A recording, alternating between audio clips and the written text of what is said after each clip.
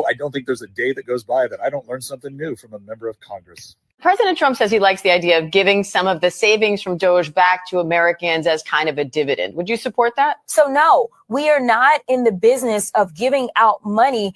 Okay, so Congress, not in the business of just giving out money. Really, have you told that to Congress? Because they seem to do a whole lot of it. You're a member there, right? Like, no, I think what you're not used to doing is giving back money, to the people that earned it. I don't think there's a day that goes by that I don't learn something new from a member of Congress. President Trump says he likes.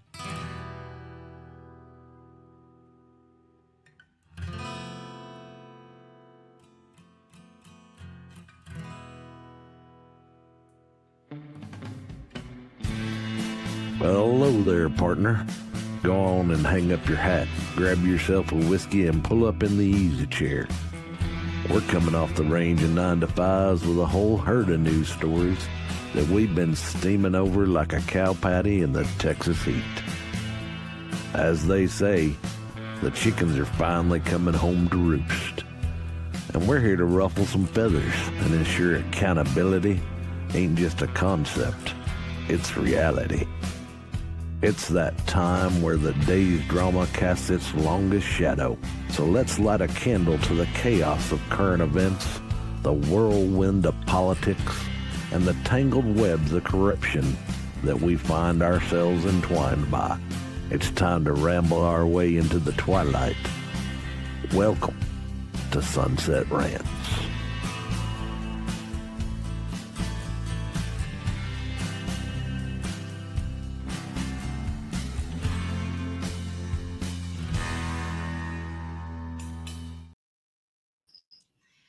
Hello, everybody. Welcome to Sunset Rants. I'm Biddy, your resident loudmouth from New York, calling it like I see it. My co-host here, Valley Girl, bringing some West Coast sass to all the madness out there. We got some tariff talk, Trump's latest steel slap, shutdowns, and Rosie O'Donnell packing her bags. And of course, we got our famous game, Caption This, so stick around for that at the end of the show. You can reach me on X at Elizabeth213A. Valley, how can they reach out to you, girl? Yeah, absolutely. So I'm that Valley Girl. I have just a little subtle California accent, but you can go ahead just a little bit. But that's why we work so well together, because she has that East Coast vibe. I have that West Coast vibe. So together we are the rise of Middle America doing Sunset Rants. You can find me at the Cali Melody, only on X. That's about the only social I'm really trying to grow at the moment. So would love to chat with you guys there, whether it be politics, current events, or just to say what's up. I'd love a follow. Absolutely. I love that too. That's how we get Rise in Middle America. That was, yeah. And also you can follow. Out of my head. I'm like, I think it equals. That was sick. Keep doing that. You could also follow the show, of course, at the Real Roma _AK on X. You can find us on Rumble at Roma Nation. Let's get into it, because we got, as usual, a lot to talk about, a lot to rant about. Coming to you from the Communist News Network, as AK loves to say, CNN Business. Trump imposes sweeping 25% steel and aluminum tariffs. Canada and Europe swiftly retaliate. So yeah, we are in basically a tariff war at the moment. Yeah. It kind of is what it is. President Donald Trump imposing sweeping 25% tariffs on all steel and aluminum imported into the United States Wednesday, a policy aimed at leveling the playing field for U.S. manufacturing, but a move that threatens to drive up prices on a broad range of consumer and industrial goods for Americans. It's the latest salvo in Trump's multifaceted tariff plan aimed at correcting perceived trade imbalances and reigniting domestic industry. But it risks igniting a global trade war. The European Union, hit for the first time by higher U.S. tariffs since Trump returned to the White House, retaliated within hours with countermeasures on U.S. goods exports. And later Wednesday, Canada announced over $20 billion in retaliatory measures as well. Trump on Wednesday in the Oval Office said the United States would up the ante after the European and Canadian retaliation, but he did not spell out how or when the United States would respond. Quote by Trump, "Of course I will respond." Yeah, so there's a lot to this. There's a lot to unpack. I kind of like did like a little digging around just to kind of see, what this means. I just kind of asked some questions, searched around just to see like what we have, kind of like how we had our last conversation when the tariffs started about oil production and different things like that, just to see what we rely on heavily. So, what's at stake here? The steel and aluminum imports, and how much that will cost to us and people who are building, different companies that use these materials. So we do have steel and aluminum mills in the United States. They're still operational, but their activity levels and production capacities have changed over time. And that's mostly because our industries have been sold to other countries. So they've stopped, people working. Like a lot of our jobs that we had. I found a clip from the White House 45 archived on X, talking about the decline of American steel and aluminum production. This was back in 2018 during his first term. Mm-hmm. Employment in iron and steel mills and ferroalloy production dropped about 54,000. Jobs lost in aluminum production about 40,000. So that was back in 2018. That was 8 years ago, almost about 7 years ago. And it's been in a decline for decades. I mean, that's not really where it started, but that was something that he had an eyeball on back then. I think that I was kind of looking into the raw materials. So there's like bauxite. That is the raw material used to produce aluminum. We have a limited bauxite reserve amount here. We do not mine significant amounts domestically. Instead, we import most of our bauxite from countries like Jamaica, Guinea, and Brazil. So that's an issue. The other thing that we do that's kind of like a strength that we have is the U.S. excels in secondary aluminum production, which is like recycling aluminum scrap. And we have a ton of that. So that's something that we could dive into. We're making some right now. There's a lot of that production going on. And before I continue, I just want to say, as I always say, I'm a Trump supporter. I tend to kind of lean into trusting him because I voted for him, to trust that he's going to do the right thing. He's not the type of person, he's been a businessman forever, right? He grew up in a business family. He's been a businessman, successful businessman, obviously. He's not going to make moves if he doesn't think he has some leverage. So there's a lot of production that's being started here that is the reason why I believe he feels like he can proceed with these kinds of things. There's also other kind of raw materials that we can use different than aluminum. We can use steel, and steel we have in abundance here. So that's something strong that we can use. We can use magnesium, titanium. Titanium tends to be a little more on the pricey side, but the anti-corrosion and things like that you have to worry about with things like magnesium, which is cheaper and lighter, you wouldn't have to use with titanium. So there's some alternatives to using these materials. But what I want everybody to kind of think about when it comes to any of these changes that Trump's trying to do is we have to kind of try to think about adopting delaying gratification, because the things that he's trying to do is for the long haul. It's not something that you're going to see in automatic, like boom. It's something that we've been exporting our industries for decades. We haven't been producing our own materials and things here, even though a lot of the stuff we have under our feet. So there's going to be a transition period, and that that's going to be financial burdens and things like that. And I think also, or at least I hope, because Trump has always talked about reducing regulations, that could offset some of the building costs and, like cutting out red tape and things like that that builders have to go through to offset the cost of the material. So these are the things that I'm hoping for. I don't know. What do you think about all this? Yeah, so in Pure, just put low time preferences are good, but this is true. But the plan has to have low time preferences in mind.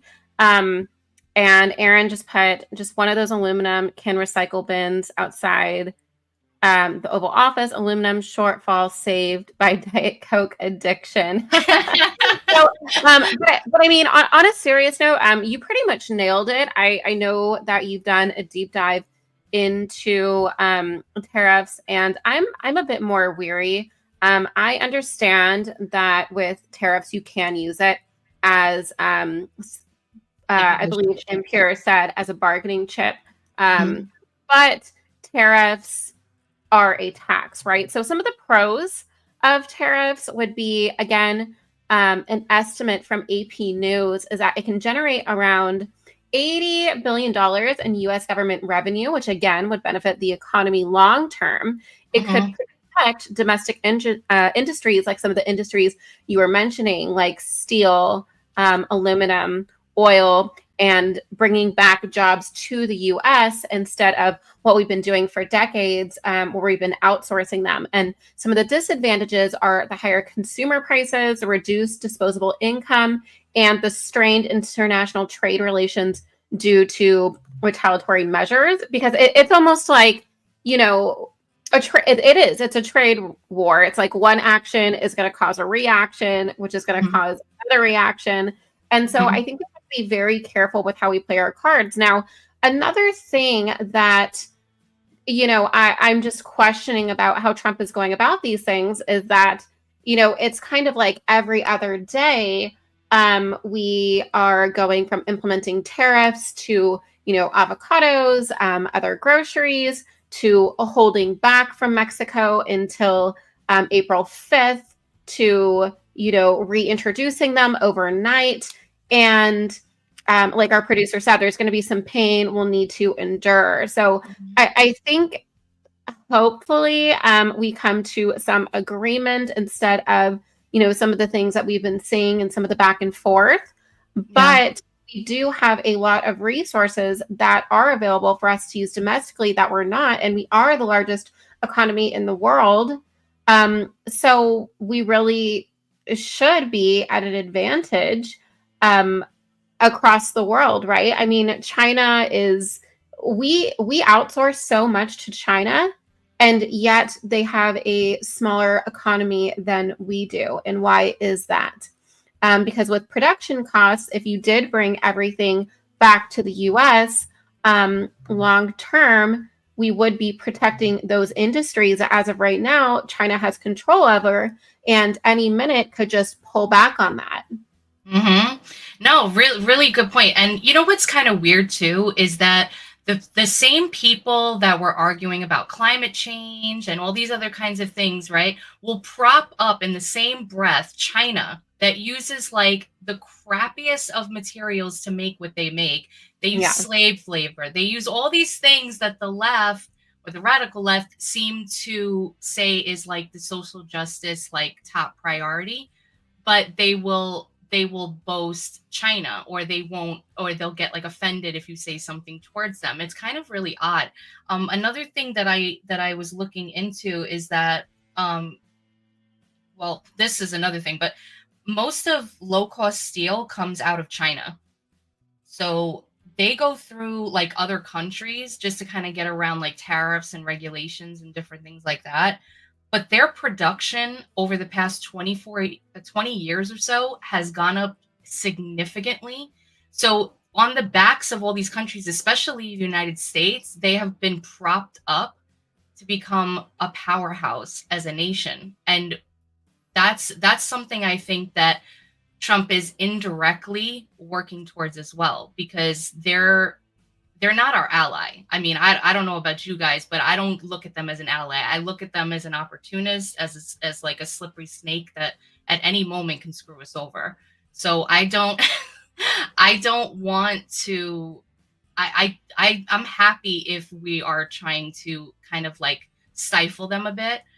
The other thing that I looked into was Canada's market for what they sell is the United States. They send like 90, almost 100% of their goods to us that they sell. They make their money off of us. So you can say on one hand, like we look at them for imports that we need, but if we find ways to not use those imports, they're screwed as far as making money. So there's a lot to unpack when it comes to this. We could probably talk about this for hours and hours, but I just think that we need to just be patient, just kind of see how it all goes. I love that you and I like look into this so that way we can really feel, somewhat easy about what's going on. We still have questions, of course. Even me as a Trump supporter, I'm going to have questions. I was getting a little nervous when I was doing the deep dive, when I was kind of seeing like the materials and what we had as far as raw materials and things like that. I was like, oh God. Okay. Because, when you think of like aluminum and steel, that's our transportation, that's our construction, that's our consumer goods, that's our aerospace, all of these things. So that's big, but right. And in fact, it looks like we had about 31.3 billion in steel, 27.4 billion in aluminum last year. Canada's our top supplier, and they're pissed. But again, it goes both ways, right? So Trump isn't really playing like favorites either. Kind of like the opposite of what Biden has done, where, aluminum's up from 10% to 25%. China's getting a 45% gut punch if this all goes through. Meanwhile, Canada's steel is suspending shipments and laying off workers. So, these economies in other countries are hurting as well. My opinion is I kind of think that it's a gamble. Because again, we should be questioning the government, and you have probably a lot more faith in this administration than I do. However, I just want us to stop the spending and undo some of the damage that the Biden's economy did. With that, did you want to segue over to our next segment here, which I believe... away, girl. Segue away. Okay, that reminds me of that song. It's like sail away, sail. Yes, away. I knew it sounded familiar. I was like, Yeah. wait, what was I getting? I don't know why. Thank I was with Brian on Monday too, and I was just going into British accents and songs, and I was like, am I just meant to be in musicals? Like, I don't even know. You were missing out on my New York accent. You were trying to like manifest as many accents as possible to feel at home. Right. So, all right. So Congress watch, Senate at crossroads with continuing resolution. This is an article from The Hill. Let me make sure I have the right one pulled up here. Let's see. Yep. Senate Democrats appear ready to back down in government shutdown fight. The Senate Democrats say that the 6-month government, the 6-month government funding resolution that passed the House Tuesday is a horrible bill, but there's growing sentiment within the Senate Democratic Conference that it would be too risky to block the legislator and risk a government shutdown that could drag on for weeks. Senate Democrats battled behind closed doors Tuesday on how to handle the House bill, with a number of Democrats, especially those in swing states, arguing a government shutdown must be avoided, even if it means reluctantly voting for a House GOP drafted bill. Several centrists, I don't think centrists really exist in Congress, but they warned that there's no clear end game for ending a government shutdown if Democrats defeat the House passed measure, which would increase defense spending by $6 billion. boost funding for border security and cut non-defense programs by $13 billion. So this bill passed the House 217 to 213 Tuesday afternoon, with only one Democrat voting in favor. Do we know who that Democrat was? Fetterman. It was Fetterman. No, it wasn't. Yeah, it was Fetterman. So Senate Republicans control 53 seats, and we need at least 8 Democratic votes to reach the 60 vote threshold needed to overcome a filibuster. Rand Paul, a staunch fiscal conservative, at least they got that right, says he would vote against the stopgap measure for not doing enough to cut the deficit. And John Fetterman, out of PA, said he would vote to keep the government open, even if he's not a fan of the House-passed funding stopgap.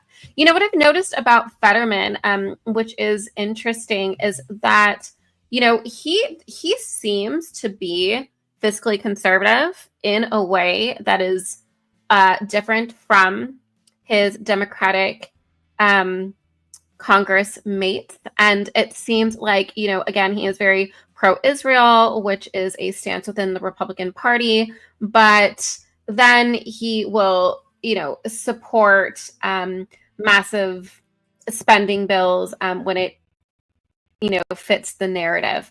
So it looks like the independent who voted against this, Angus King in Maine, who I'm not too familiar with, is an independent who caucuses with the Democrats, warned that tech billionaire Elon Musk, who's leading President Trump's effort to downsize government, could use a government shutdown to pressure more federal workers to retire. We're dealing with people, many of whom I suspect think a shutdown would be a good thing, and they could prolong it and use it to expand the president's power, even beyond what they're already considering.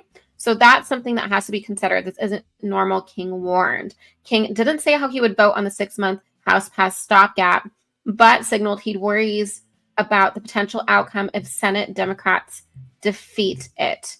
So I think we actually have a video of, if you're ready to bring it up, producer, about Rand Paul actually going on the Hill this morning and defending his stance on why this would just be another spending bill, and has also supported Massey for voting no against the latest CR that actually encourages the spending that the Department of Government Efficiency found, as fraudulent. So so he's kind of wondering, like, why there is such a divide between the MAGA camp and Massey supporters, which many of people who are considered MAGA, if you just look on X, you'll see a mixed reaction of many people supporting Rand Paul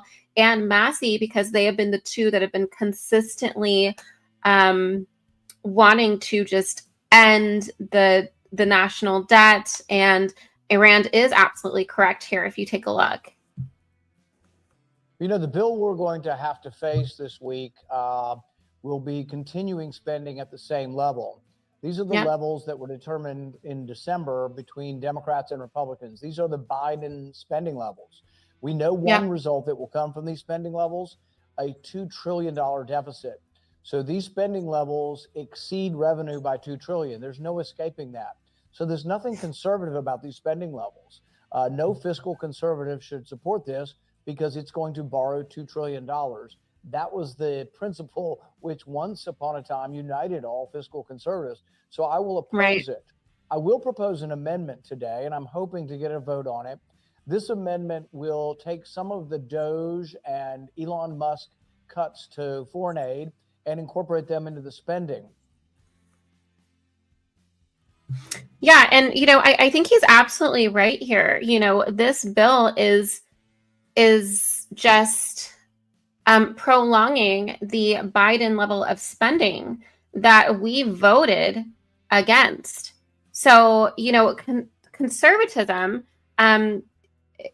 to be fiscally conservative is to advocate for, smaller government, to advocate for single issue bills, to advocate against spending bills that are going to hurt us in the long run. And it sounds like he really took the time to read through it, and that he wants to come up with a proposal. What are your thoughts? Are you Team Massey or are you Team Trump on this one, Biddy? Or are you still doing your research and it's perfectly okay?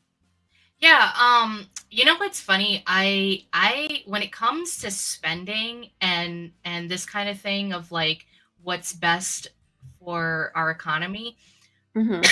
I do look to Massey most of all, but like Rand Paul for sure. And so when they kind of come out against spending, I mean, there's other things that they've pushed back against, but when they come out about spending, I kind of look over and I go, oh, okay. And the way that he kind of laid it out there, it does make sense. And what you were talking about earlier is like, we had all this great success with Doge, looking into, waste, fraud, abuse, and all these different things that we were spending money on overseas and domestically that didn't need to happen. It was just overly bloated, and a lot of departments that were birthed on top of other departments, just to kind of like a lot of it was like woke crap, diversity, equity, inclusion stuff, and things like that. So I'm kind of confused because if we've found all this money that was wasted, why wouldn't it kind of reflect in when you talk about a spending bill? I'm very confused as to why, because kind of like what Rand Paul said there at the end, he said, take what we've taken away from foreign aid and put that into the spending bill. And I don't understand why that didn't happen. I mean, to me, I know there's separation of things, there's different departments, there's budgets allocated for different departments. But to me, like when it comes to the spending bill, I mean, correct me if I'm wrong, I don't know a ton about all of this, but the spending bill should incorporate everything as kind of like a kitty, especially when you're talking about money, Right. And that's exactly what I think Rand Paul is saying. He's like, if we found, all of this USAID money that is unnecessary, then why isn't that bill reflecting it? And we basically have 2 days to figure this out, right? So I think the shutdown is going to presumably be March 14th. You can also, like I said before, see how X is pretty divided on this issue. I mentioned this briefly to Brian, but again, Trump going off on his Truth Social and, talking about Massey being primaried. Like Massey is like one of the most beloved Republicans and constitutionalists that we have. Mm-hmm. And like you even hear people being like, I'm done, I'm out. I don't know why he would say such a thing. Like he's been consistent. This has nothing to do with, his thoughts on Israel. He's just against foreign aid and big spending bills, period. So, I know there's a lot more to the story. Now, some people are even, making it personal, saying that Massey, backed DeSantis during the primaries. But like Impure said, Massey is the best in Congress, and it isn't even close. You can even look on the Liberty scale, and Massey has an A rating. So, I mean, you really can't say that about a lot of people in Congress. Yeah. But, we'll just have to see. I have to do maybe a report on the 14th and figure out what is going on there. But, Musk's influence is wild. Dems say it's his show now. Like, let's just see what's going on. Mike Johnson's under pressure. Like, the GOP is shaky. Like, we just need to get on the same page. And I think, from shutdowns to shakeups to everyone kind of on their toes, I think we should talk about midterms because Janine Shaheen just dropped a bomb here. Oh, yes, absolutely. Okay, so coming to you from the AP, in a blow to Democrats, Senator Jeanne Shaheen will not seek re-election in New Hampshire. So this is huge, especially when we're looking into the future and if we're going to hold control of the Senate after 2026. So Democratic Senator Jeanne Shaheen, it's so hard for me to say that name. I feel like I'm Jeanne Shaheen. my teeth. Yeah, of New Hampshire will not seek re-election next year. A decision that will end the long-term senator's historic political career and deals a significant blow to the Democrats, who were already facing a difficult path to reclaiming the Senate majority. Shaheen, who turned 78 in January, was the first woman elected to serve as both governor and senator in the United States. She announced her decision in a video posted on social media. Quote, "Today, after careful consideration, I'm announcing that I made the difficult decision not to seek re-election to the Senate in 2026. It's just time." History suggests that the GOP, as the party that controls the White House, would face a challenging political environment in next year's midterm elections, which will decide the balance of power in Congress, and with it, the fate of President Donald Trump's legislative agenda. Very, very true. Republicans are also facing the possibility of serious economic headwinds as consumer pessimism grows, business leaders fret about Trump's intensifying trade war. But even before Shaheen's announcement, the political landscape favored Republicans in the fight for the Senate, where the GOP already holds 53 seats, compared with that of the Democrats that hold 47, including 2 independents who caucus with Democrats. Republicans now have pickup opportunities in 3 purple states, which is when it's like a mix of red and blue, obviously, where Democrats have announced retirements in recent weeks. New Hampshire's Shaheen, Michigan Senator Gary Peters, and Minnesota Senator Tina Smith. And the GOP is especially optimistic about the party's chances in Georgia, where Democrat Senator John Ossoff is expected to face a tough road to re-election. Democrats, by contrast, don't have any obvious pickup opportunities. So yeah, so a lot of these elections also kind of like are jumping up. They weren't around for when Trump was getting elected, and as we saw, a lot of states flipped. So I'm kind of wondering, like, at one point, well, let's see, we almost took, well, not really. I mean, Minnesota is kind of going to be blue. That probably will stay there. New Jersey is a possibility that might turn. I know Scott Pressler is doing a lot of work there. I mean, he set his sights on New Jersey, so that's a possibility. New Mexico. And Texas is most likely going to get strengthened. I know that what's her name there? Jasmine Crockett. We were talking about this earlier, that people were saying that in the first election, when she ran, she basically technically ran unopposed because she ran against a libertarian. Libertarians don't usually get that many votes. So she kind of just skated through. But there is supposedly a strong Democrat that's going to be going up against her. So that should keep Texas strong. And I think that like what we were talking about earlier with the tariffs and the different things that might happen in between of the transitions, if Trump doesn't kind of get this all situated into where the American people that aren't really tuned in and do the research can see a shift in the right direction, there might be some trouble at these midterms, right? Because anything that happens in Congress can, like they said, can stifle his agenda. If they can take back control of the Senate, any kind of bills that we pass in our strong House will get blocked right there in the Senate, or get tabled before they can even get to his desk. So we really have to, I know it's not for a while. November 2026 is when the elections happen, but the primaries start mid-year, and the campaigning and everything, people start keeping their eyes open and looking at these candidates early on in the year. So before you know it, it's going to happen. And there's some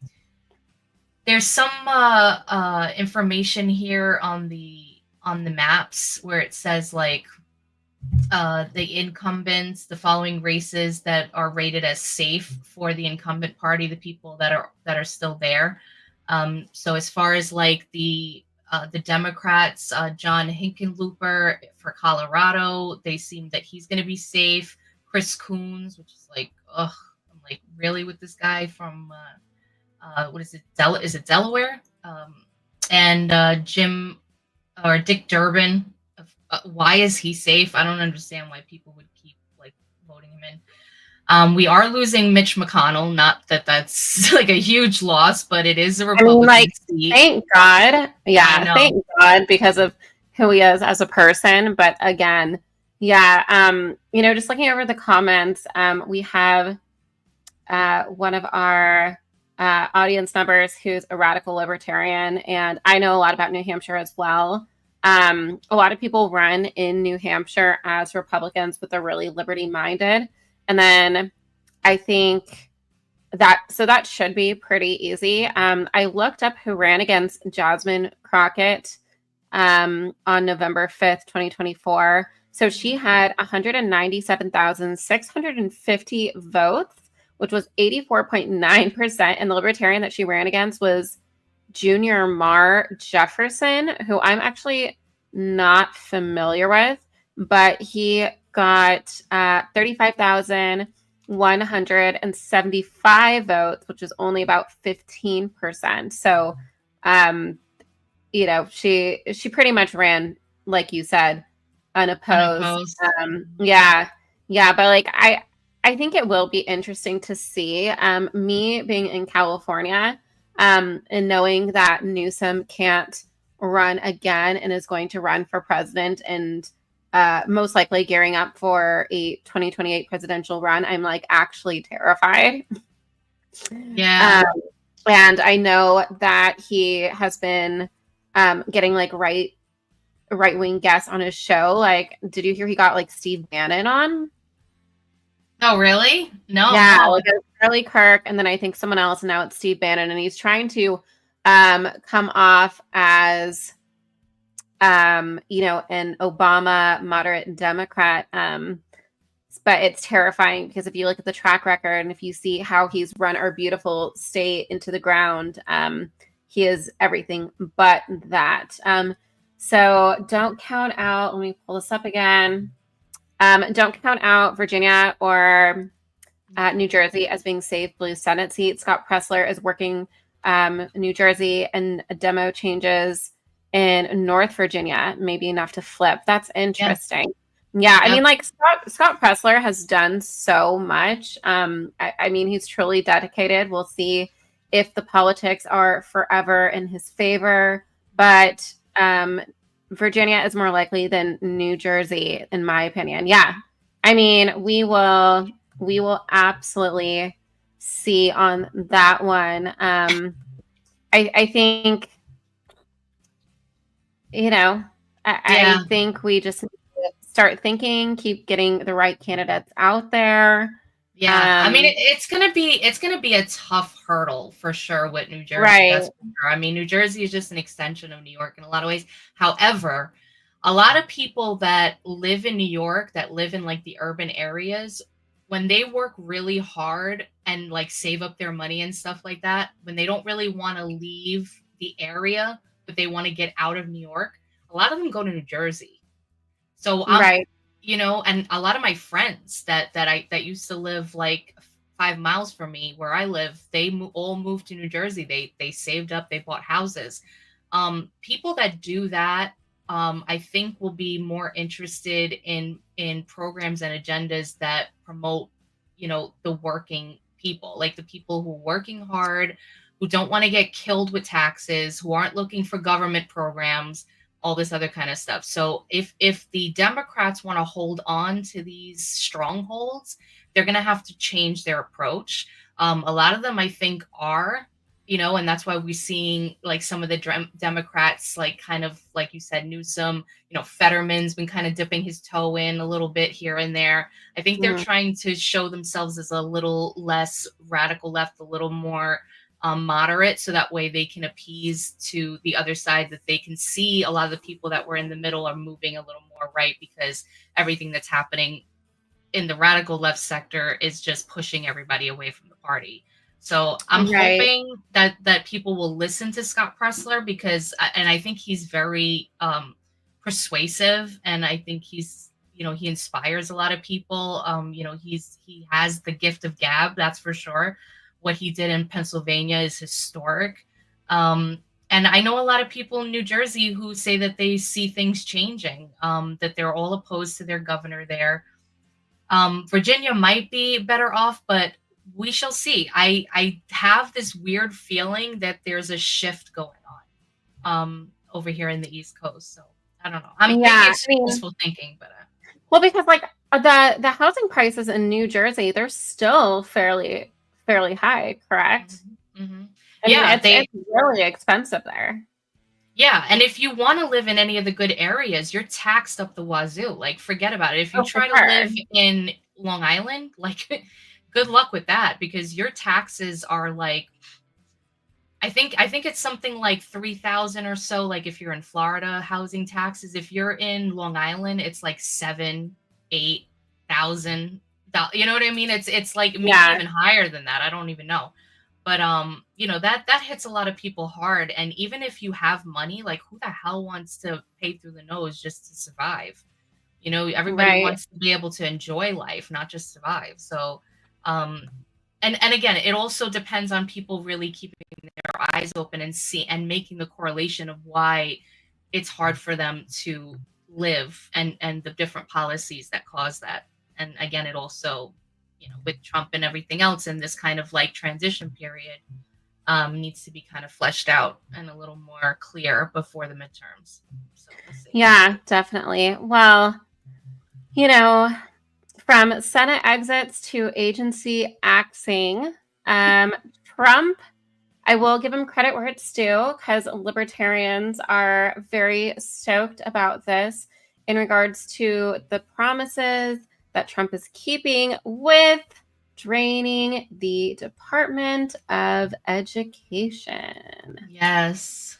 And, before I get into it, it's interesting because it shows how a lot of people on the left don't quite understand what's going on. You have a federal Department of Education, but you also have a Department of Education on the state level, right? Yeah, so right. And again, I think it's always better to bring everything back to the states. So let's take a deeper dive here. So the Education Department documents detail massive scope of agency worker terminations. So this is the building about to be drained. So their steep workforce cuts the Education Department, including hundreds of attorneys, student aid workers, and civil rights office staff, according to agency documents obtained by Politico. So workers who worked on regulatory, legislative, and education programs in the department's general counsel's office are expected to be terminated alongside policy staff, technical workers, and special education and information technology offices. Special education, it does have a special place in my heart. I hope that people who do need those resources on a state level do get them. However, we didn't even have the Department of Education until, I'm about to be severely misquoted, so we'll have to fact check that. But what was it, like the 80s? So yeah, fact check me right now. But in some cases, human resources are going to go to satellite locations, and the information technology specialists will be let go. I looked up the number of employees that are actually going to allegedly be let go. Let's see here. It looks like there's terminations for nearly 1,000 staff terminations. One of the documents is an organizational chart indicating which offices the staff cuts would hit.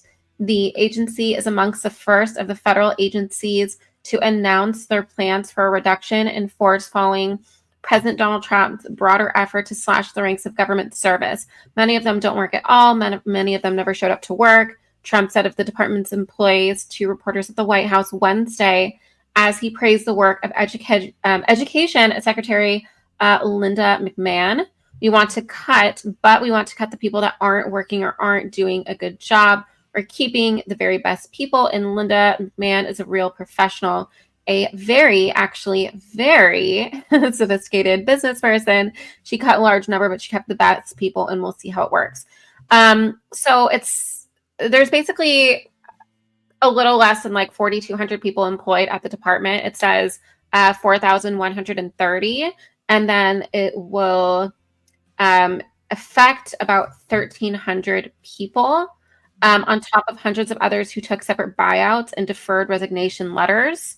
So the cut also targeted workers in the department's finance and operations office, which supervises the department's financial management, accounting, and training operations. So further cuts at the department's Office of Federal Student Aid include specialists responsible for reviewing financial assistance programs at different colleges and universities, FSA's technical services, vendor performance, and executive divisions.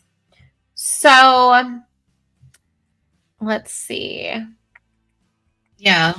Like Linda McMahon, Secretary of Education, she said she's not talking about taking education away from kids. She's talking about reading K through 12. Yeah. A lot of the departments, a chunk of the cuts happened with the hires, the new hires for diversity, equity, and inclusion.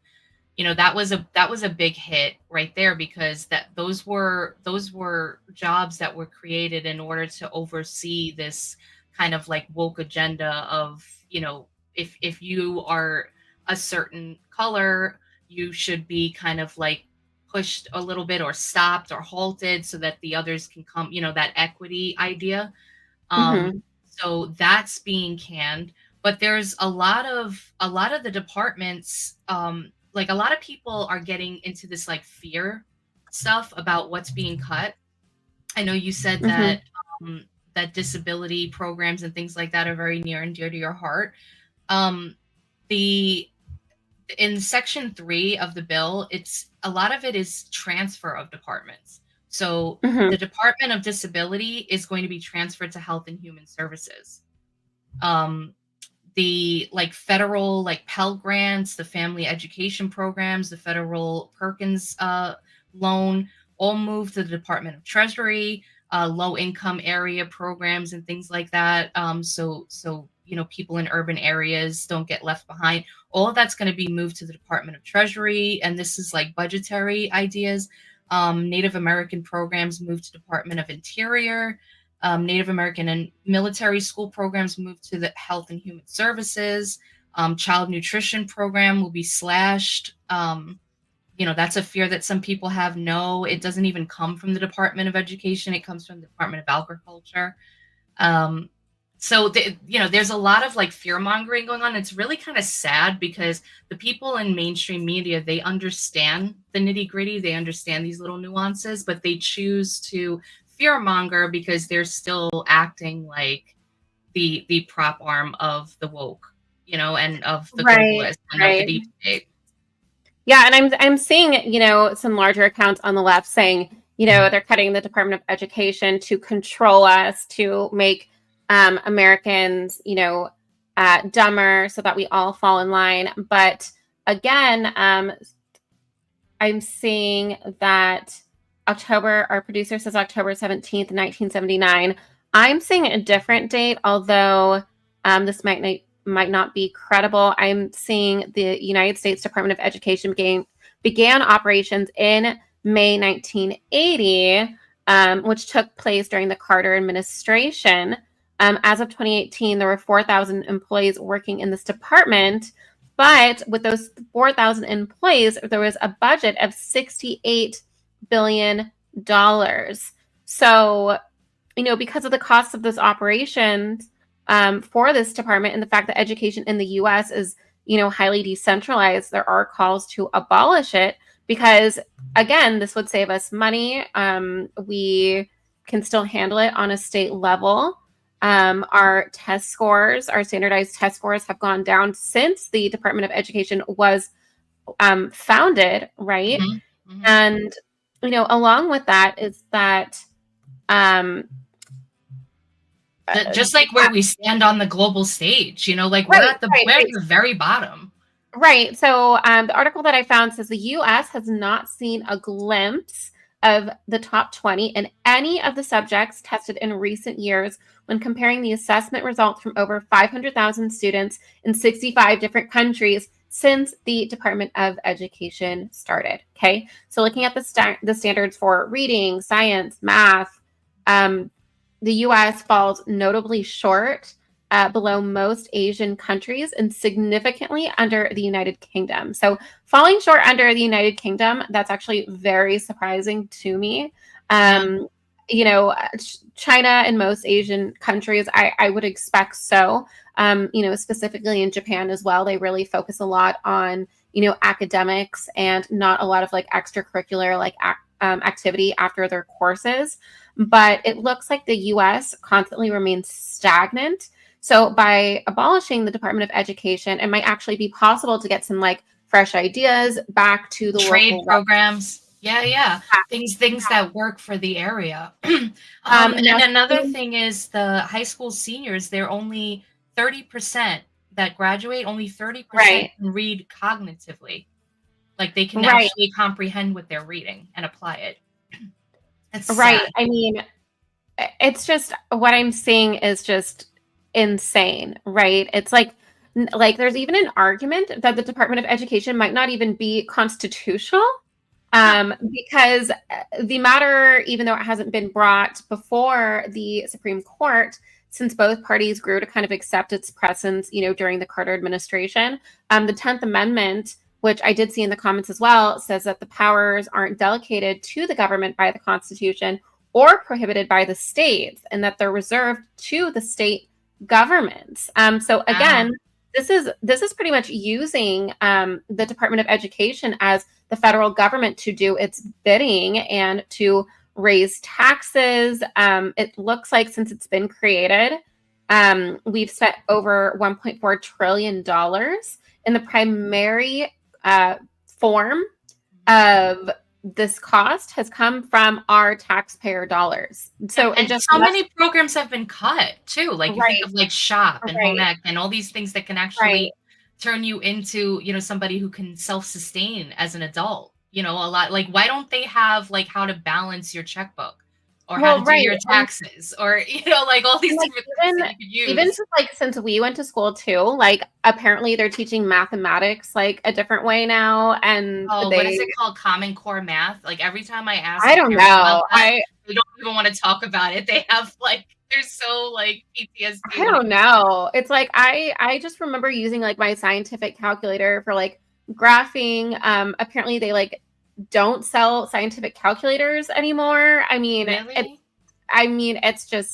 It's crazy to me. But yeah, I mean, we could do a whole segment on probably the Department of Education. But again, another good argument is that it would eliminate all centralization from the U.S. education system and bring it back to the states and privatize some of these student loans.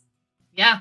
So, of course, the left hasn't talked about any of this. They just think that this just means we're going to be under mind control and not be able to think for ourselves and not get a proper education. Go figure, but we're still using the same Rockefeller, indoctrination. Exactly. That just wanted us all to be factory workers and not think for ourselves. But right, people's children are just going to be left out on the street. It's just insane. But I know that we're kind of getting too invested in this for right now. So let's segue over. It looks like, instead of talking about the education department and their bleeding jobs for the next hour, we should lighten up and talk about Rosie O'Donnell's piecing out to Ireland. Yeah, and she's looking kind of like, upset. Even though she's smiling, you can kind of see this like glint in her eye has gone. Hey, that's not Rosie, right? Oh, wait. Okay, so when we get Rosie O'Donnell up on the screen, we're going to start the segment. But let's just start reading the article coming to you from Chicago Tribune. Rosie O'Donnell becomes the latest comedian to leave the U.S. after Trump's reelection. I gotta give her credit though. Out of all the celebrities, you say give credit where credit's due. Out of all the celebrities who threatened to leave the country if Trump got reelected, she's one of the few that actually did. Okay, I guess we're still going with Stephen King. All right, well, whatever. We'll just technical difficulties, you guys. Rosie O'Donnell announced that she has left the United States and will be living in Ireland. I guess she's already wearing the green jacket, so we got that. She's in solidarity already. Yeah. Comedian, actor, and Donald Trump nemesis Rosie O'Donnell has become the latest stand-up celebrity to flee the U.S. in the wake of the president's re-election. O'Donnell told fans on Tuesday that she and her 12-year-old child moved to Ireland on January 15, just 5 days before Trump returned to the White House to begin his second term. And I know we have a video of her. She's wearing her blue shirt. I mean, we know what side you lean on. It's okay. Star of the Flintstones. It's Tuesday all day, as my Nana would say. And I'm here in Ireland.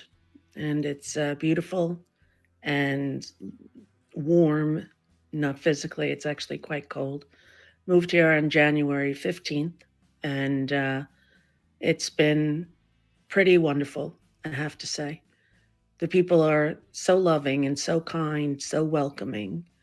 And I'm very grateful.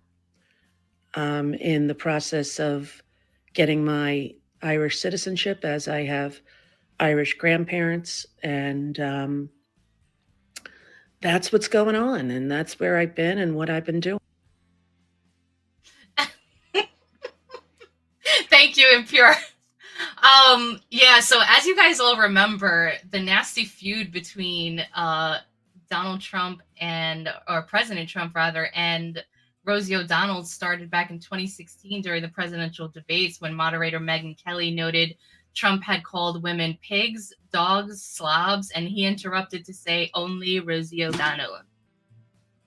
It kind of started there when it really became when she became his nemesis. I mean, sorry, Ireland. Video. Yeah. I mean, listen, it doesn't really matter where these celebrities live. I can care less. If you're here, there, over there, whatever. If you even want to make a TV show or a movie, you're going to want to make it so where the American people see it. So who cares? If anybody still wants to watch her stuff, she's, if she even is going to do anything anymore, she's just going to kind of live out her days on the cliffs of Moher. It's good luck to her, I guess. Rosie O'Donnell in Ireland. We got another potato famine on the horizon. I know, we really should have just used Rosie O'Donnell for caption this. Oh, yeah, we should have. She looks like Robert De Niro. XX girls. When is he going to leave? He talked a lot of stuff, too. Yeah, here's my thing. I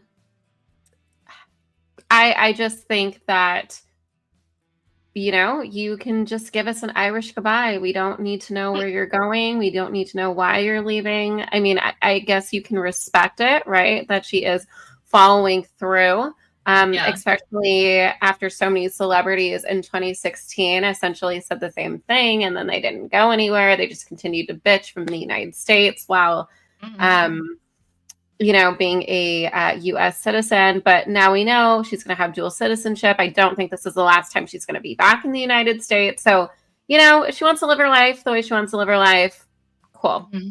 But we don't really care. And you brought up a good point too. If you're really, really dead set on what you're trying to do here and you're trying to make a statement, renounce your citizenship to the United States. Yeah, but she's not going to. Go Clearly. all in. Yeah, like no, they definitely won't. All right. Oh, should I? Ooh. Wednesday financial. Oh boy, that's I another thing that's been really kind of like like I don't know what people list we're gonna end up saying. Yeah, I don't know that's what true list we're too. gonna end up saying. That's true too. Although it's kind of weird that like certain people have left the country just right around, the time that all of this started to come out. But are you ready for the game? Because I am. I've been excited about this. All right, so we got Caption This. It's our game that we play at the end of every Sunset Ranch show. We're going to get that up to you in just a second. We give you an AI-generated image. This is chat participation, so please participate in the chat. Give us your favorite captions, funny. The funnier, the better. And we're going to choose which one we like the most. The one, if we both agree, you win automatically. If we don't, we go to the chat for a vote.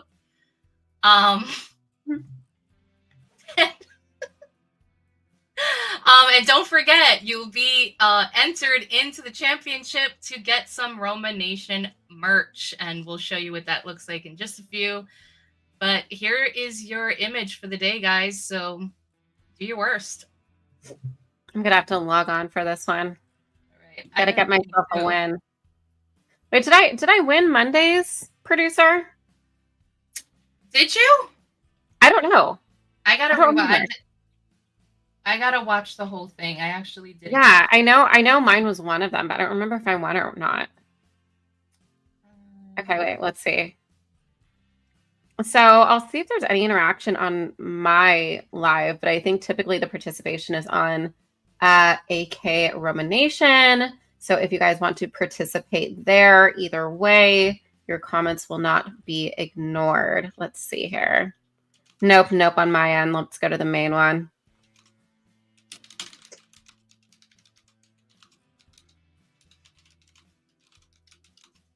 All right.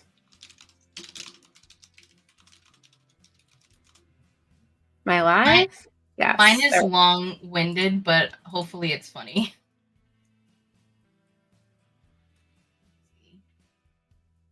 I feel like that looks like, let's see. Fairy, I mean LGBT is less letters.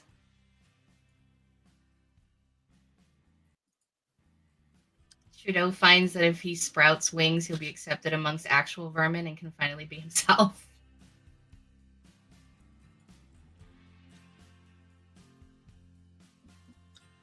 Oh.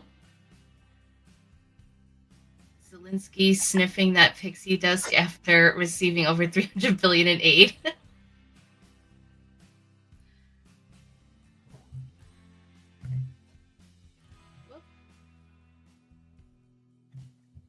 Zelensky asking the aliens to give him billions of dollars from their home planet.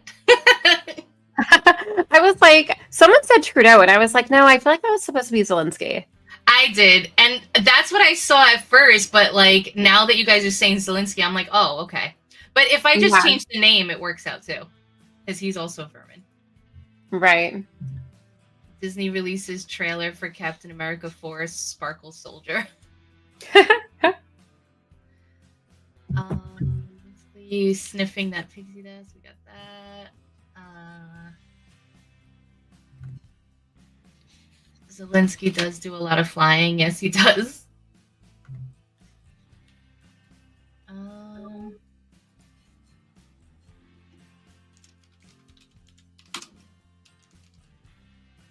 Oh, hold on. I have one.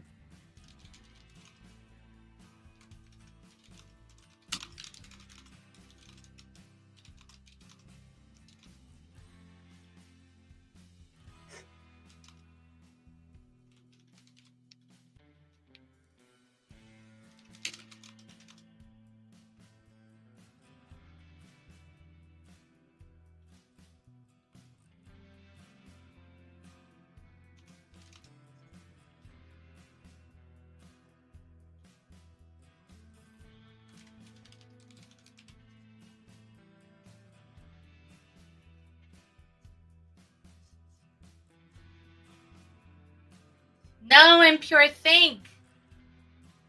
Thanksgiving on Zuckerberg homeworld. Go back to theater after his money pit dries up. Yeah, you know what's weird? Like, I was like, writing like something similar, but that was perfect. like this could be a scene from a musical. They could all be costumes, right? Yep. That is supposed to be Peter Pan, not Tinkerbell. She says, I thought you said extra fries. And the comedian who walked into politics and found the biggest joke was already running. Yep. I don't know. I kind of like yours so far. Mine. Yeah, the last one. Oh my gosh, I showed a video to my husband and he was like, "Is that AI?" And I'm like, "No, that's actually video of Zelensky when he used to dance." Oh my God, show me. The No, one but where like, he's I wearing think- like the white sparkly leotard. Have you ever seen that Oh one? yeah, there are like manipulated videos of him dancing though, but like he used to do like they had like Ukraine has like their own version of like a variety show, which is I guess kind of similar to like SNL, and he was on that all the time. Oh, okay. Yeah. Actually, let me look it Brokeback up. Men in Black.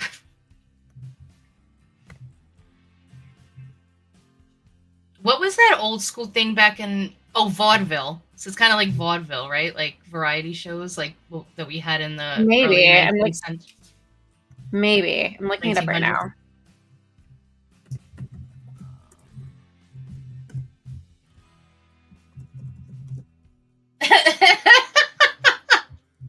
If you're, Wait, I don't have my screen up. Hold on. he said, Gay. That's it. Just gay. You mean like funny though, right? yeah, like gay. Like, we don't want to get canceled. Damn, I'm Absolutely. like, We can't get canceled I anymore. can't- It's the golden age. no, it's post cancel culture, baby. Yeah, it's post cancel culture. I'm dry. I'm like, forget. I can't think of a damn thing. I like everybody else's. All right, which should we? It's about 10. It's almost 10:10. Should we give it another minute? I don't even know where we are at the second mark, but We can, yeah. from center stage to center of the world, still trying to stick the landing. That's good. Oh my God. What? I looked up Zelensky's like acting record. Mhm. He was in a series called The People's Servant from 2015 to 2019, No Love in the City in 2009, 8 First Dates in 2012. Like he Is legitimately that like a bachelor thing? The 8 first dates? No, like he's just legitimately in like a million shows and movies. Oh my gosh. That is so insane. Larry Wow. Potter quest for the bundle of sticks. Oh wait. Like 8 First Dates? Like is that supposed to be similar to like 50 First Dates? That's what I was thinking. I was thinking of like one of those shows, you know, like a dating show or some sort. Was so turbo gay. None of them are like reality shows though. Like it's he was like an actor and he's Servant of the People. Oh my gosh, he was in Servant of the People and Servant of the People 2. So he was in movies about the White House. Really? Oh my God. I want to do a deep dive on this now. Yeah, I want to look at that. Seriously. Zelensky twirling through politics like it's Swan Lake, just with one more drama and less grace. That is very good. I think we should try to get the top 2 though.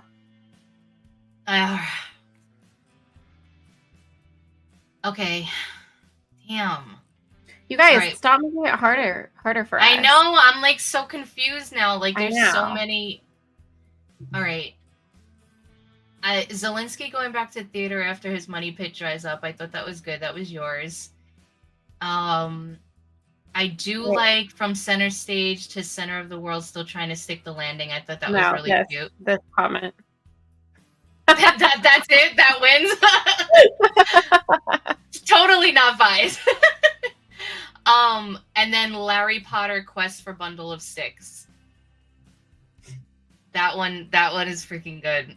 That one's good. Okay. Should we just take those 3 and try to? Do we have are you guys gonna vote in the chat so we can try to figure this out? Because I can't. As many people who can vote, because we don't want to have to flip a coin. I don't have a coin. I never have a coin. I think I have a coin. All right, I so don't have a go coin. ahead. Tell them what we got here. Oh, you want to do 3 or 2? Should we do? No, we I'm had gonna do 2 3. because the middle comment was just Impure saying that I win. No, didn't we have? We had yours, we had Vash's, and we had Aaron's? Aaron's. Aaron's. Okay. Oh, I do have a quarter. But Okay. the quarter don't work for 3, so I don't even know why I was digging. Okay. So vote 1 if you vote for Zelensky going back to theater after his money pit dries up. Vote 2 if it's from Zelensky from center stage to center of the world stage, still trying to stick the landing. Vote 3 if it's Larry Potter quest for the bundle of 6.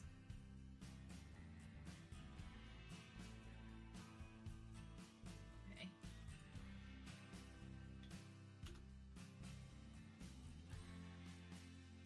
Whatever Valley said. Let's go.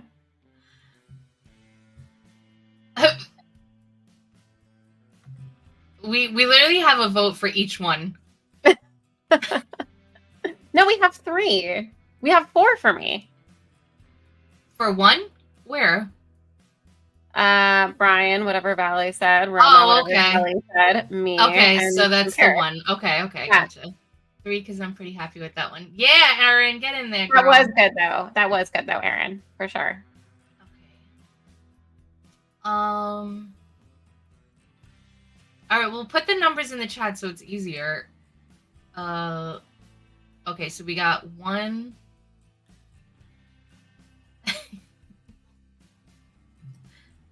Vash just keeps putting 2s in the chat.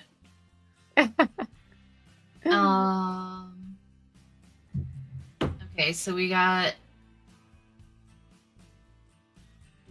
3 for 3. We got 1 for 2, and we got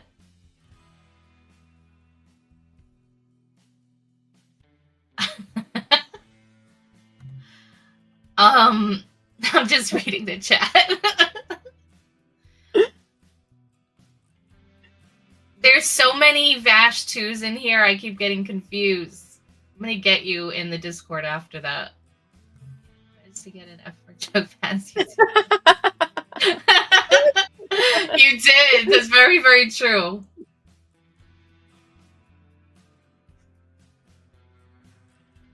Yeah, she got around the censorship. How was that? Oh, the bundle of sticks.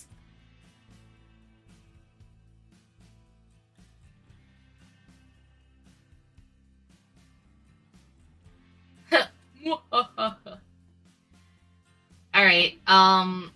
Okay, so it looks like we got 3 votes for Erin. So it looks like she won. If unless we get another 2 from Vashnik. Yeah, it looks like she won. And unless okay, so Impure voted for you. Did AK vote for you? And then we got Rick coming in with 6. I can't. Wait till I get into that Discord. We can have Aaron have the win. All right. Yeah. Unless you want, because I was gonna say you vote for yourself anyway, and then so that'll be 3 against 3, and if AK voted for you, and then I could flip the coin. I got a coin. It's okay. Aaron's got it. All right. Yeah. She's being the gracious host, and we're giving it over to Aaron. Aaron, that was great. Super funny. It was great. Congratulations, doll. Yep. All right, she takes it. So thank you guys. Woo! Thank you guys as always. As I mentioned, we do have a Discord.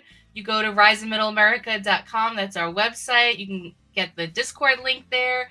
You can get the merch link there. As I mentioned earlier, we got some really cool stuff, and we're always adding to it.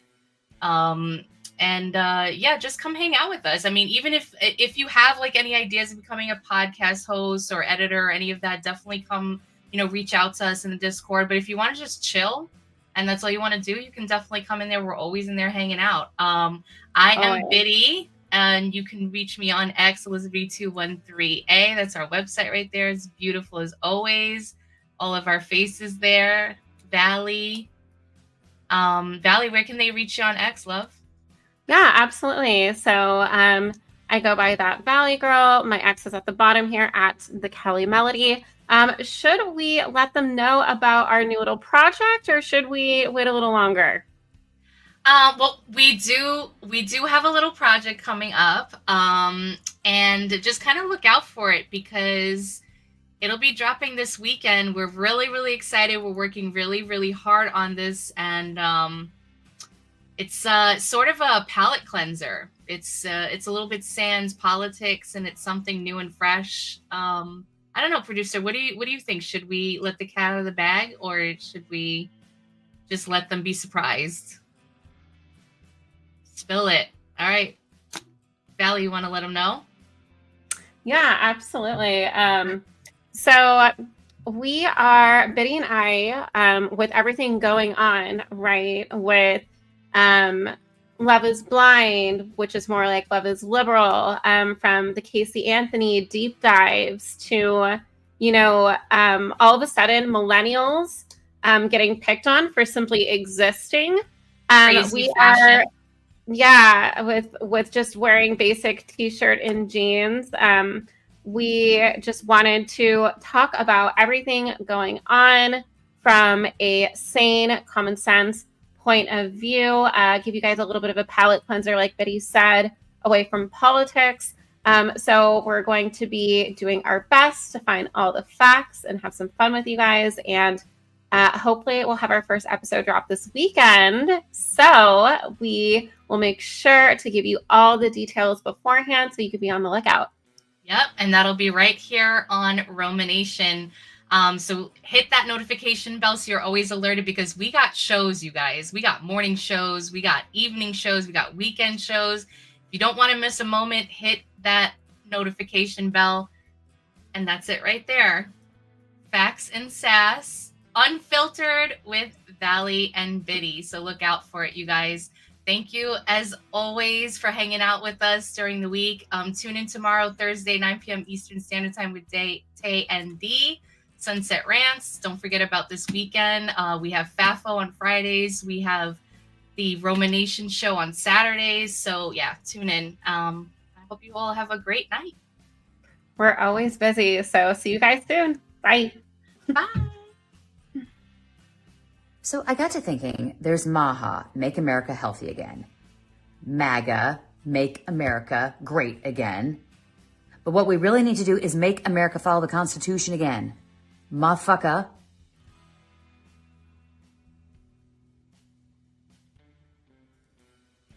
That sounded better in my head.